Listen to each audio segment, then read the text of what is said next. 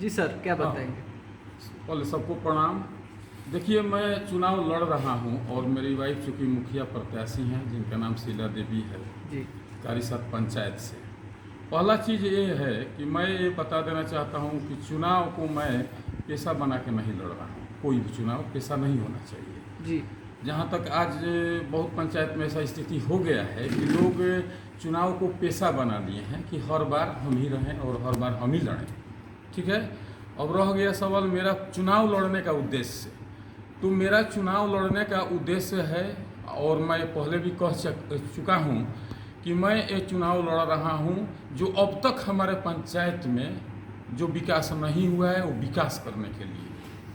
सरकार पंचायती राज व्यवस्था के लिए सरकार जितना चीज़ दे रही है उसका लाभ सभी लोगों को नहीं मिल पा रहा है। और ये बहुत दिन से, चूँकि हम पहले संघ के कार्यक्रम करवाते थे, रावण वध, रामनवमी कार्यक्रम, जी और लोग मित्र के साथ हम करवाते थे। फिर बीच में हम चूँकि 10 साल झारखंड में चले गए तो एक कार्यक्रम यहाँ पर स्टॉप हो गया। फिर हम वहाँ से आए यहाँ रिटर्न, पूरा परिवार अब यहाँ शिफ्ट किए। तो इस कार्यक्रम को तो अब शुरू करवाएंगे हम। खैर वो तो हम लोग का संघ का कार्यक्रम जो है वो तो अलग कार्यक्रम है। अब रह गया चुनाव का समाज के लिए। तो बहुत सारे लोग हमसे बोलते थे, आते थे तो कि आप 2011 में एक बार हम चुनाव लड़े थे समिति वाले। जी तो चूँकि मेरे में त्याग का भावना भी था, जब समिति वाला चुनाव लड़े थे तो मैं उस समय हम जेंट्स पोस्ट था समिति और लेडीज़ था प्रमुख। तो चूँकि हम जेंट्स पर लड़े थे और प्रमुख के हम इसलिए नहीं थे थी में कि चूँकि लेडीज़ हो गया था। जी उसमें रिकाउंटिंग में एक तरह से चुनाव हम जीत गए थे। उस समय मेरे विपक्षी थे हमारे ही गाँव के सहदेव सिंह जी थे।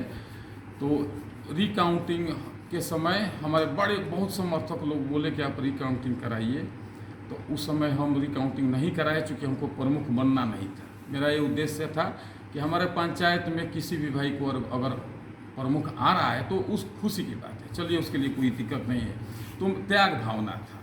उसके बाद भी बीच में बहुत सारे भाई लोग प्रयास किए कि आप चुनाव लड़िए। तो मेरे में एक त्याग भावना था, इसलिए हम बोलते थे कि अच्छा लड़िए आप लोग, जब समय आएगा तो हम लड़ेंगे। इस बार हम जब गांव आए तो उस समय गंगा माँ भी आई हुई थी।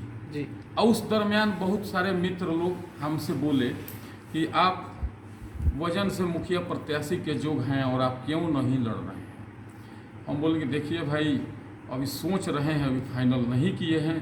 तो एक बार क्या हो, हाँ, पहला चीज़ तो हम बता दिए जी कि पंचायती राज व्यवस्था का जो भी कार्य होगा हम धरातल पर लाएंगे।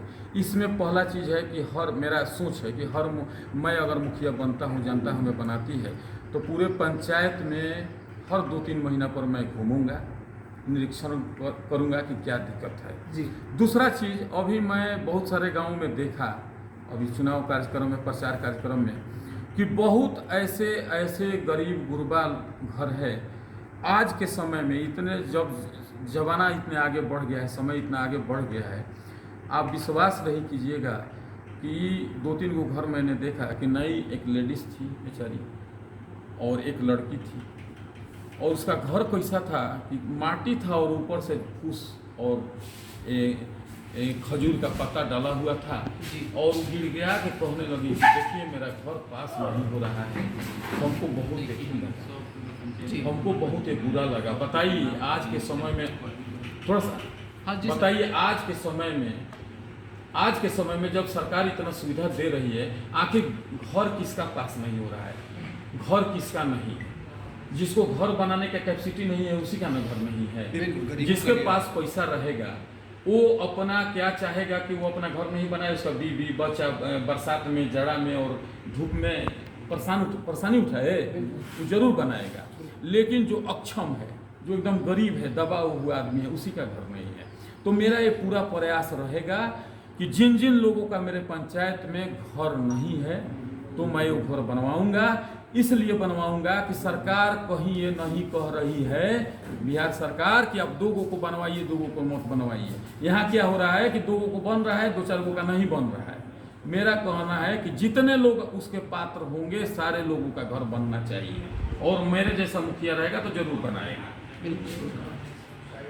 और मैं बोलूँगा कि स्पष्ट रूप से मैं बगैर कोई स्वार्थ के, ये बात पूरे समाज में कहा हूँ, अपने प्रचार कार्यक्रम में और यहाँ भी कह रहा हूँ कि अगर आप लोग, जनता हमें जिताती है, मौका देती है, जनता हमें समर्थन देती है, तो ये मेरा स्पष्ट एक तरह से चैलेंज है कि अगर 5 साल मैं पूरे क्षेत्र अपने पंचायत में विकास का काम नहीं किया तो अगला चुनाव लड़ने मैं नहीं आऊँगा। ये मेरा अंतिम है, इसी के साथ